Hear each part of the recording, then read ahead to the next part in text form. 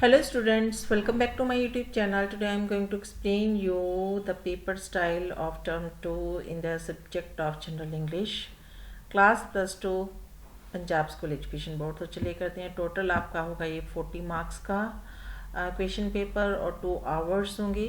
तो फर्स्ट जो आपका इसका पार्ट होगा उसमें आपको आएंगे आपके लेसन्स फॉर इंटेंसिव स्टडी में से 4 क्वेश्चंस, जिसमें से आपको एनी 2 क्वेश्चंस जो है वो करने होंगे। ठीक है, तो इसमें मैंने जो फर्स्ट है वो किया है, what made the narrator repent and feel sorrowful. ये आपका क्वेश्चन है the story of my life chapter में से।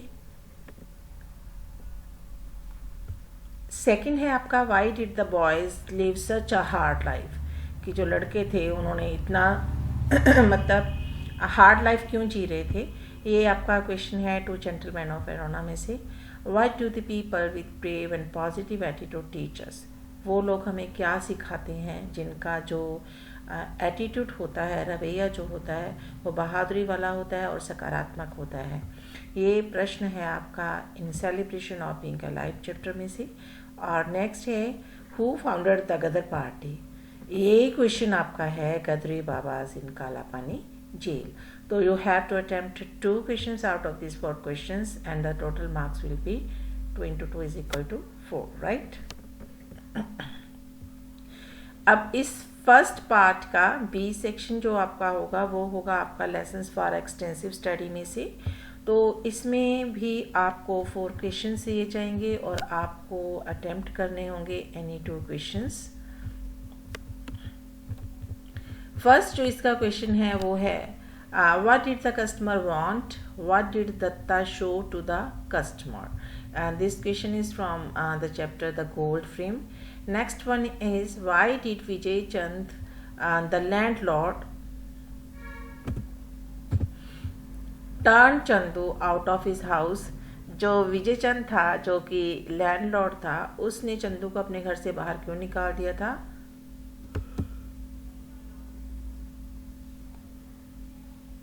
ये आपका है द बार्बर्स ट्रेड यूनियन में से, राइट। नेक्स्ट क्वेश्चन है why did Maan Singh compare Karam Singh father to a bull who bore upon its head the burden of a whole earth. Right, तो ये क्वेश्चन आपका है the bull beneath the earth में से। Next is how did करम Singh family treat मान सिंह, की जो करम सिंह था उसकी फैमिली ने मान सिंह को कैसे ट्रीट किया। This question is from the bull beneath the earth, right. तो there will be total 4 questions in part B of the question number 1 and you will have to attend 2 questions from this 4 questions and each question will carry 2 marks, that is 2 into 2 is equal to 4, right। तो extensive study और intensive study दोनों में से आपको 4 marks के questions आएंगे। 4 questions दिए जाएंगे जिसमें से आपको 2 क्वेश्चंस अटेम्प्ट करने होंगे, राइट। फिर सेकंड जो होगा वो आपका सेंट्रल आइडियाज़ में से होगा। तो 2 पोएम्स का सेंट्रल आइडिया आपको दिया जाएगा, उसमें से आपको 1 पोएम का सेंट्रल आइडिया करना होगा। यहाँ पे मैंने दिया है फादर रिटर्निंग होम और द रोड नॉट टेकन, ठीक है। 3 मार्क्स का ये होगा। नेक्स्ट जो थर्ड क्वेश्चन होगा उसमें आपको जो बड़े क्वेश्चंस होंगे वो आपको दिए जाएंगे।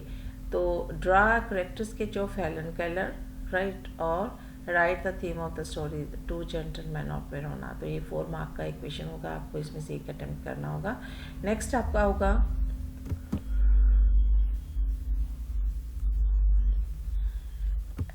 लेसन्स फॉर एक्सटेंसिव स्टडीज़ में से बड़े क्वेश्चंस। तो इसमें भी आपको 2 क्वेश्चंस दिए जाएंगे जिसमें से आपको एक क्वेश्चन करना होगा। 4 नंबर का ये क्वेश्चन होगा। मैंने क्वेश्चंस यहाँ पे दिया है what impression do you gather about Datta the frame maker. तो इसमें आपको कैरेक्टर स्केच करना होगा दत्ता का। Give a brief character sketch of Chandu या फिर चंदू का कैरेक्टर स्केच, राइट। नेक्स्ट जो आपका इसका पार्ट होगा वो होगा ग्रामर एंड कंपोजिशन का। तो इसमें 4th क्वेश्चन जो होगा वो होगा चेंज द वॉइस। तो ये आपको 2 मार्क्स कहेंगे। फर्स्ट जो मैंने इसमें दिया है do not keep bad company and next is what you want, right. फिर बी पार्ट में इसमें आ जाएगा आपका इन्फिनेटिव्स और चेरेंट और पार्टिसिपल्स वटेवर है ना, जो भी आपसे पूछा जाएगा।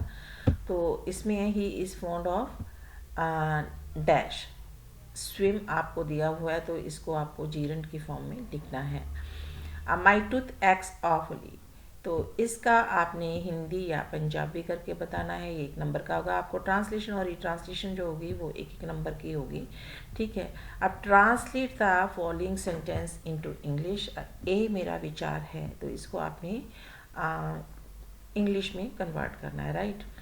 Then comes precis writing, make a precis of the following passage and give it a suitable title. आपको करना क्या होगा, टोटल वर्ड्स इसके काउंट करने होंगे, अच्छे से पढ़िएगा। और फिर उसके बाद आपको देखना है कि ये प्रेसी जो है इसमें मेन जो थीम है उसका क्या है, तो उसी पर आपका टाइटल जो है वो बेस्ड होता है।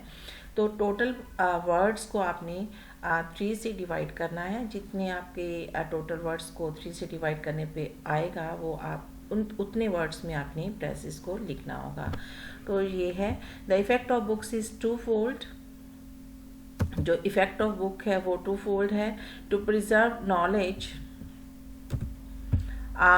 in time and spread it in space. Suppose for example that you think of an important idea or beautiful poem, ठीक है ना, कि कहते कि जो इफ़ेक्ट है बुक्स का वो 2 फोल्ड होता है।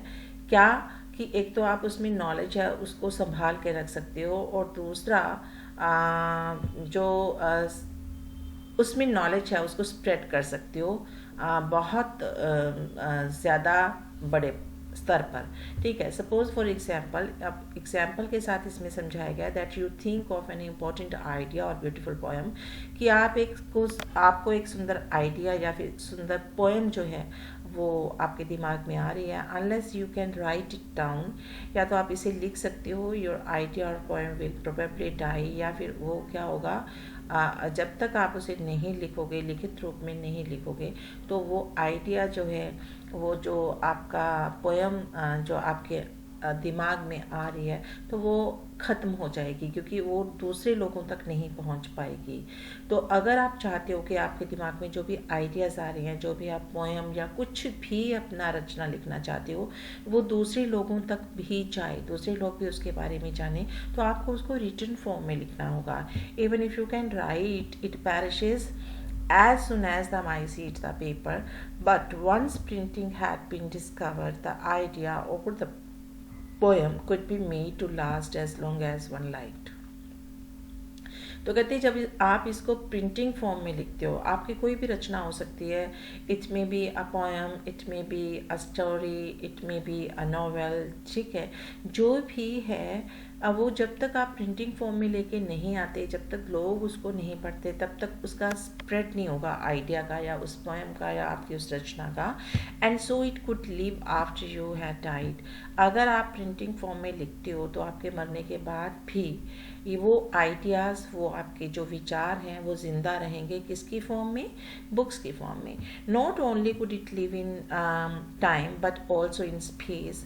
Bye making enough copies of it you could bring it to the notice of hundreds and thousand of people. तो इस तरह से कहते कि ये आइडिया जो है आपका वो आपके मरने के बाद भी ज़िंदा रहेगा बुक्स की फॉर्म में, लोग इसको पढ़ते रहेंगे, स्प्रेड होता रहेगा, और इसकी कॉपीज़ बनाकर जब आप बांट दोगे या बेचोगे, ठीक है, किसी भी फॉर्म में, तो फिर वो थाउजेंड्स और हंड्रेड्स लोगों के पास जाएगी। In the modern time you can send it all over the world. आजकल के ज़माने में तो आप इसे ऑल ओवर द वर्ल्ड भेज सकते हो, ठीक है। Books are the chief carrier of civilisation. अब बुक्स को सिविलाइजेशन को कैरी करने का जो है करियर्स बोला है कि ये कैरी करती हैं सिविलाइजेशन को, एक सिविलाइजेशन से दूसरी सिविलाइजेशन तक। कैसे? अगर हमने हिस्ट्री नहीं पढ़ी होती तो हमें नहीं पता होता मोहनजोदड़ो क्या है, हड़प्पा सभ्यता क्या है, जैन धर्म क्या था, बुद्धिज़्म क्या था, है ना। तो जब हमने ये सब पढ़ा तभी तो हमें पता लगा, लेकिन हमें पता किस चीज़ से लगा, बुक्स के थ्रू। बिकॉज ऑफ दैम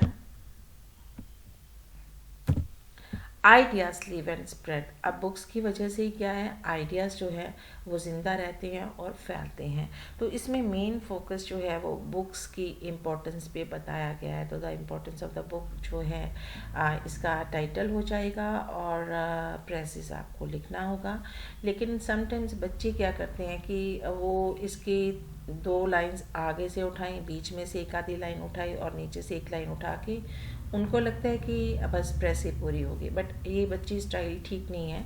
मैंने इस पर एक वीडियो बना रखा है कि प्रेस कैसे लिखते हैं, आप उसको वॉच कर सकते हो। बट अभी मैं अभी भी आपको बता रही हूँ कि इसमें जो कई चीज़ें होती हैं जो आपको लगेगा कि यस वो रिपीट की गई हैं। तो जब भी राइटर उस चीज़ को लिखता है तो किसी एक बात पे वो फोकस करना चाहता है, या वो प्रेशराइज करता है, या वो एक चीज़ को रिपीटेडली बोलता है। रिपीटेडली जब वो बोलता है तो उसका मतलब ये होता है कि आप ध्यान दें एक पर्टिकुलर चीज़ पर। तो उस चीज़ को हम रिपीटेडली नहीं लिखेंगे, उसको हम शॉर्ट फॉर्म में कंजक्शंस को यूज़ करते हुए जो भी आइडियाज़ हैं उनको उतने नंबर ऑफ वर्ड्स में हम जो है हमें लिखना होता है जितना कि हमारा 3 से डिवाइड करके आया होता है। 2-4 वर्ड्स इधर उधर हो जाएँ तो कोई बात नहीं है।